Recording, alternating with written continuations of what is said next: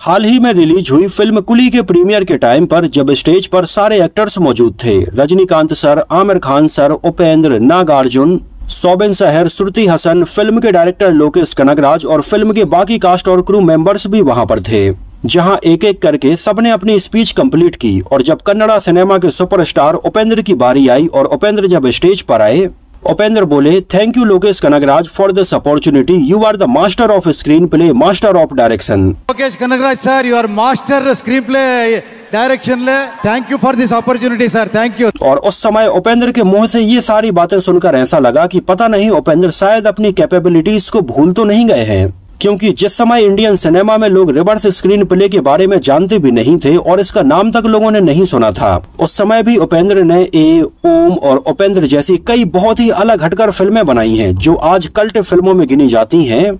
यहाँ तक कि आज इतने साल बाद भी उपेंद्र के द्वारा डायरेक्ट की गई इन फिल्मों को देखकर लोग स्क्रीन प्ले लिखना सीख रहे हैं। और नो डाउट लोकेश कनगराज एक अच्छे डायरेक्टर हैं और उन्होंने कई अच्छी फिल्में भी बनाई हैं, लेकिन उपेंद्र का लेवल अलग ही है। बेसिकली उपेंद्र कन्नड़ा सिनेमा से बिलोंग करते हैं और जितने बेहतरीन वो एक्टर हैं उससे कई गुना अच्छे डायरेक्टर हैं। जहां उपेंद्र अपनी बिल्कुल अलग ही थीम वाली और यूनिक फिल्में बनाने के लिए जाने जाते हैं। और आज के टाइम पर उपेंद्र की गिनती इंडिया के टॉप डायरेक्टर्स में नहीं बल्कि वर्ल्ड के भी टॉप डायरेक्टर्स में हो रही है। अक्सर उपेंद्र के द्वारा डायरेक्ट की गई फिल्मों में हमें ऐसी सीन, ऐसी सिचुएशन और ऐसा स्क्रीन प्ले देखने के लिए मिलता है जो लोगों के लिए बिल्कुल नया होता है। और आज के टाइम पर भी अगर आप उपेंद्र के द्वारा डायरेक्ट की गई कोई भी पुरानी फिल्म उठाकर देखेंगे तो ये इतनी यूनिक है कि आज के टाइम पर भी लोग ऐसी फिल्में बनाने से डरते हैं।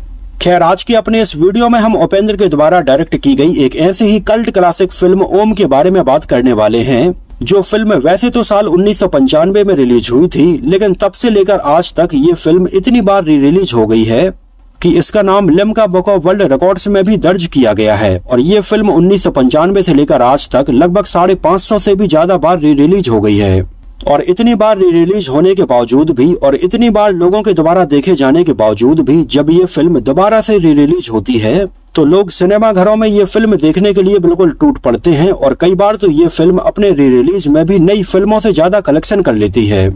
तो आखिर फिल्म ओम में ऐसी क्या खासियत और ऐसी क्या अलग बात है कि लोग आज भी ये फिल्म देखने के लिए बिल्कुल पागल हैं। यहाँ तक कि उस समय तो आलम ये था कि फिल्म में काम करने के लिए कई गैंगस्टर्स तो जमानत लेकर जेल से रहा हुए थे और इसमें काम करने के बाद वो दोबारा से जेल में चले गए थे। तो फिल्म से जुड़ी ऐसी कई दिलचस्प बातें हैं जिनके बारे में चलिए आपको एक एक करके बताते हैं।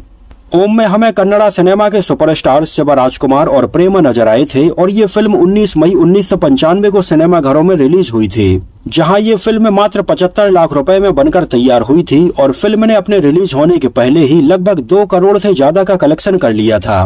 और फिल्म ने अपने रिलीज होने के बाद में लगभग 4 करोड़ से ज्यादा का कलेक्शन किया था। और कई बार ये फिल्म री रिलीज हुई है, उसका कलेक्शन तो अलग ही है।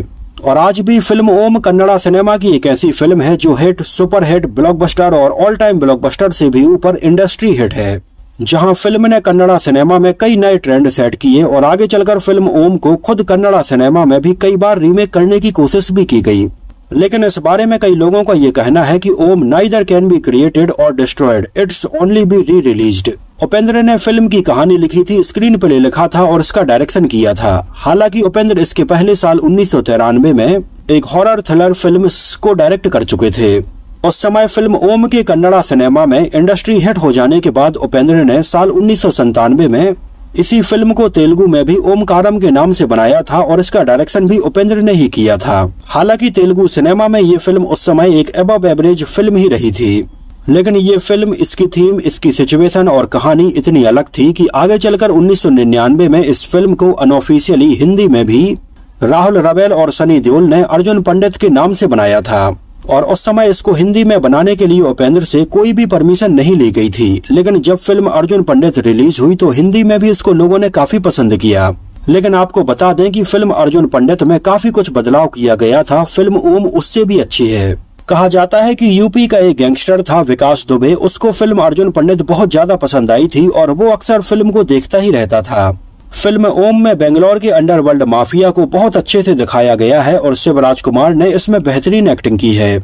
उस समय फिल्म ओम में शिवराजकुमार ने भी बेहतरीन एक्टिंग की थी और इसने उनके करियर को बिल्कुल एक नई दिशा दी थी।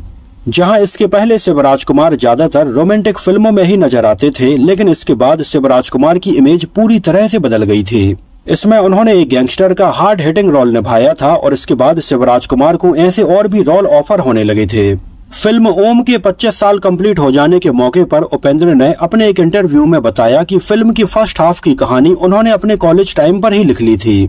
ये लगभग लेट 80s की बात है, जब उपेंद्र कॉलेज में पढ़ रहे थे। उस समय उपेंद्र के भाई के एक दोस्त की ये रियल कहानी थी। उसका नाम था पुरुषोत्तम और उस समय उसके पास में किसी और के द्वारा लिखा गया एक लेटर भी था जो उपेंद्र के हाथ लग गया था। उस समय उपेंद्र ने ये लेटर पढ़ा, उसकी पूरी कहानी जानी और उपेंद्र को इस कहानी के ऊपर ये फिल्म बनाने का आइडिया आया था। उस समय उपेंद्र ने उसकी कहानी से इंस्पिरेशन लिया, बेंगलोर के कुछ रियल माफियाओं की घटनाओं से भी इंस्पिरेशन लिया और ये पूरी कहानी तैयार की। और उपेंद्र ने लगभग 1988 और 89 के आसपास ये पूरी कहानी और स्क्रीन प्ले तैयार कर लिया। लेकिन इसके कुछ ही समय बाद उपेंद्र ने देखा कि रामगोपाल वर्मा भी नागार्जुन के साथ में शिवा नाम की कुछ ऐसी ही कहानी पर आधारित फिल्म बना रहे हैं। इस वजह से उस समय उपेंद्र ने इस कहानी का ये आइडिया वहीं पर ड्रॉप कर दिया था और अपनी और दूसरी फिल्में बनाने में बिजी हो गए। हालांकि आगे चलकर उपेंद्र ने इसकी कहानी, स्क्रीन प्ले और सिचुएशन में और भी कई बदलाव किए और बिल्कुल ये नई कहानी तैयार की। इसमें कुछ फ्लैशबैक सीन भी रखे और ये पूरी कहानी तैयार हो गई। हालांकि इस समय तक इसमें लीड एक्टर के तौर पर कौन सा एक्टर काम करेगा इस बारे में कुछ भी डिसाइड नहीं हुआ था और इस समय तक उपेंद्र ने फिल्म का टाइटल भी ओम नहीं बल्कि सत्या रखा था। उस समय पहले उपेंद्र इसमें कुमार गोविंद को साइन करने का मन बना रहे थे, जो इसके पहले उपेंद्र की फिल्म में भी लीड एक्टर के तौर पर नजर आ चुके थे। लेकिन बाद में उपेंद्र को लगा कि इस किरदार के लिए शिवराज कुमार परफेक्ट चॉइस रहेंगे और उन्होंने शिवराज कुमार को इसके लिए अप्रोच किया। जहां ये कहानी सुनाने के लिए खुद उपेंद्र डॉक्टर राजकुमार के घर गए और उन्हें ये पूरी कहानी नरेट की। और उस समय डॉक्टर राजकुमार को उपेंद्र की ये कहानी सुनाने का तरीका बहुत ज्यादा पसंद आया और वो तुरंत इसको प्रोड्यूस करने के लिए तैयार हो गए। शिवराज कुमार इसमें लीड रोल निभाने के लिए तैयार हो गए और उस समय डॉक्टर राजकुमार ने तुरंत उपेंद्र को 50,000 रुपए कैश दिए थे और उपेंद्र से बोला कि वो अपनी ये फिल्म बनाने की तैयारी आज से ही शुरू कर दें। एक्चुअली उस समय उपेंद्र बेंगलोर अंडरवर्ल्ड के माफिया में होने वाली कई घटनाओं के न्यूज़पेपर की कटिंग को लेकर भी गए थे और इन सारी चीजों से इंस्पिरेशन लेकर उन्होंने कई घटनाओं को अपनी फिल्म में भी रखा था। शिवराज कुमार के फाइनल हो जाने के बाद एक समय इसमें लीड एक्ट्रेस के तौर पर बॉलीवुड की जानी मानी एक्ट्रेस जूही चावला को लेने का भी विचार किया जा रहा था, लेकिन बात नहीं बन पाई और फाइनली इसमें जूही चावला की जगह पर प्रेमा को लिया गया। हालांकि आपको बता दें कि जब ओम को आगे चलकर हिंदी में अर्जुन पंडित के नाम से बनाया गया तो इसमें सनी देओल के अपोजिट जूही चावला को ही लिया गया था। इसके अलावा फिल्म का जो टाइटल है ओम और इसके लिखने की जो एक बिल्कुल ये अलग ही स्टाइल है, इसको एक्चुअली डॉक्टर राजकुमार ने लिखा था। जब उनके पास में इस कहानी की पूरी स्क्रिप्ट आई तो उन्होंने सिंदूर से इस स्क्रिप्ट के ऊपर ओम बना दिया और बस यहीं से फिल्म का ये टाइटल डिसाइड हो गया और इसके लिखने की ये स्टाइल भी डिसाइड हो गई। वैसे अगर देखा जाए तो फिल्म ओम में कई ऐसे खतरनाक एक्शन सीन रखे गए थे और कई वायलेंट सीन रखे गए थे और जब पहले ये फिल्म सेंसर बोर्ड के लिए भेजी गई थी तो सेंसर बोर्ड ने बोला कि इसके एंड में बदलाव करना ही होगा, नहीं तो ये फिल्म पास नहीं हो पाएगी। और काफी मशक्कत करने के बाद भी जब ये फिल्म सेंसर बोर्ड से पास नहीं हो रही थी तो इसके एंड में थोड़ी बदलाव भी किया गया था। साल 2015 में फिल्म के सैटेलाइट राइट्स उदया टीवी को लगभग 10 करोड़ रुपए में बेचे गए थे। 1995 से लेकर अभी तक ये फिल्म लगभग 550 से भी ज्यादा री रिलीज हो चुकी है और हर बार लोगों के बीच में बिल्कुल वैसा ही उत्साह देखने के लिए मिला है। फिल्म ओम में शिवराज कुमार की इस बेहतरीन परफॉर्मेंस को देखते हुए उन्हें बेस्ट एक्टर का साउथ फिल्म फेयर अवार्ड भी दिया गया था। इसके अलावा उस समय इसको कर्नाटका स्टेट फिल्म अवार्ड में से best actor, best actress, best screen play और बेस्ट सिनेमेटोग्राफर के भी अवार्ड मिले हैं।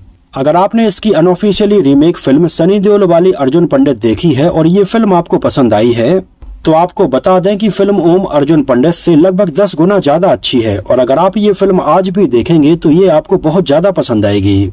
जो फिल्म बिल्कुल रॉ और रियलिस्टिक है और इसके इमोशंस तो मानो बिल्कुल दिल में बैठ जाते हैं। यही एक रीजन है कि फिल्म ओम को IMDb पर 8.9 आउट ऑफ 10 रेटिंग मिली हुई है।